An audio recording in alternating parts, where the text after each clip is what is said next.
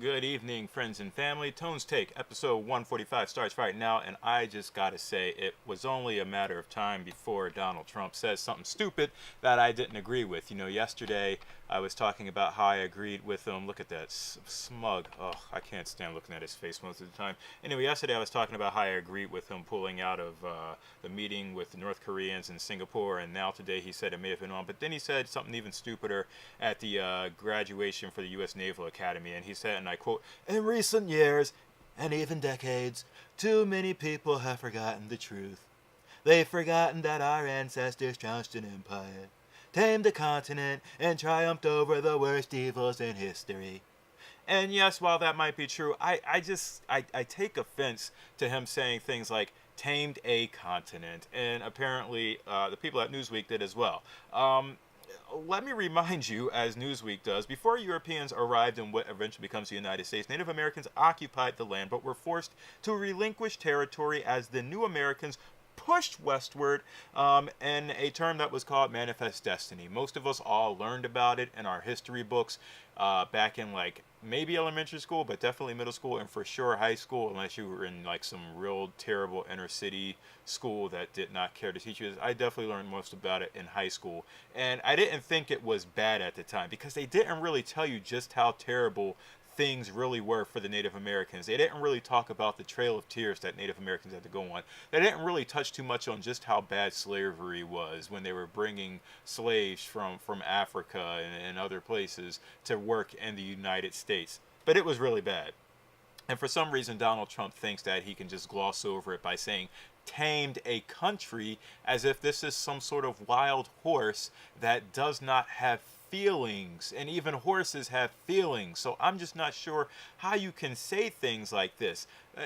How can you just talk about history and say we've forgotten about it? No, the people that have dealt with it most haven't forgotten about it. The Native Americans that are sitting on these square blocks that we've marked out for them haven't forgot about it. And President Trump just acts like it's nothing. In 1830, President Andrew Jackson signed the Indian Removal Act, which led to the deaths of thousands of Native Americans.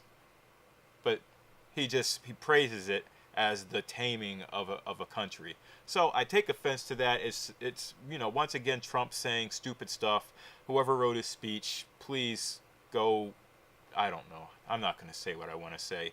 But anyway, it's just dumb. It's dumb, and we're right back where we are with Donald Trump and me hating him. So that's all I've got to say about that matter. What else happened in the news? Well, apparently 1,500 immigrant children are unaccounted for. I'm reading this according to BuzzFeed News. Officials in the government are saying they're not legally responsible for their whereabouts because they place them in temporary homes as they await the outcome of their asylum cases. But come on, they're children?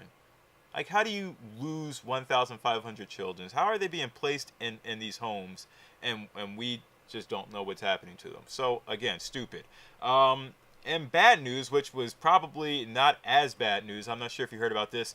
Southern Illinois University player Jason Seaman, he is a science teacher at this school in Indiana, in Noblesville, Indiana, I believe. And he was shot 3 times protecting his students after a kid walked in with 2 handguns and shot 1 student. And again, I think this probably could have been a lot worse, but thank you, hero Jason Seaman, for protecting your students. We need more awesome teachers, but again, it shouldn't be up to the teachers to have to do this.